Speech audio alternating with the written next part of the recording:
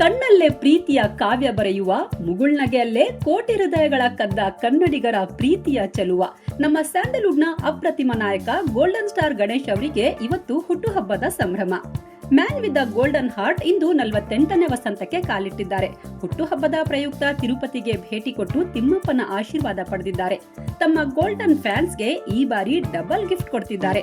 Back to back 2 ಸಿನಿಮಾಗಳು release ಆಗಲಿವೆ. October 2ಕ್ಕೆ ಪಿನಾಕ ಸಿನಿಮಾ ರಿಲೀಸ್ ಆದ್ರೆ ಅಕ್ಟೋಬರ್ 16ಕ್ಕೆ ಬೃಂದಾ ವಿಹಾರಿ ಸಿನಿಮಾ ರಿಲೀಸ್ ಆಗಲಿದೆ.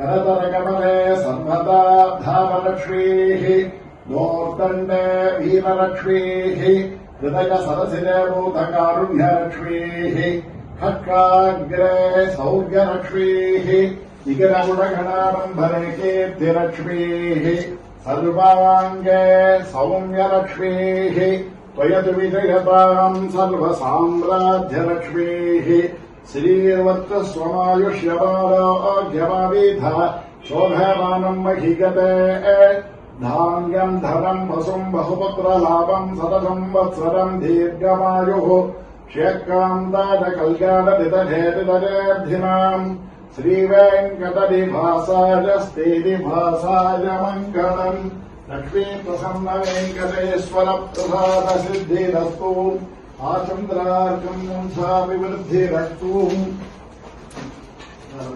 ಸರ್ವವ್ಯಾಧಿವಿಭಾಗಂ ಸಮಸ್ತ ಪಾದೋರ್ಗಂ ಶ್ರೀ ಪ್ರಸನ್ನ ವೆಂಕटेश्वर स्वामी पादोर्गम पावनम शुभम. ఎవరే వేరే భగవాన్ का अभिषेक plus holy water tomorrow Friday last Friday ಒಳ್ಳೆ ದಿನನೇ ಒಳ್ಳೆ ಜಿಲೇಬಿನೂ ಸಿಕ್ಕಿದೆ.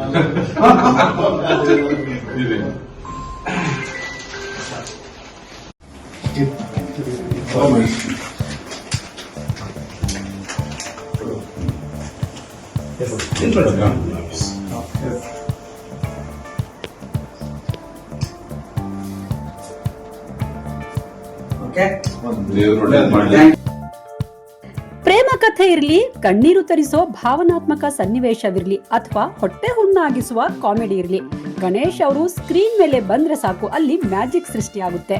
ಸಂತೋಷವಾಗಿ ಕಾಣಿಸಿಕೊಳ್ಳೋದಕ್ಕಿಂತ ನಿಜವಾಗಿ ಸಂತೋಷವಾಗಿರ್ಬೇಕು ಅಂತ ಬಯಸೋ ಸರಳ ಸಜ್ಜನಿಕೆಯ ನಾಯಕ ನಮ್ಮ ಗಣೇಶ್.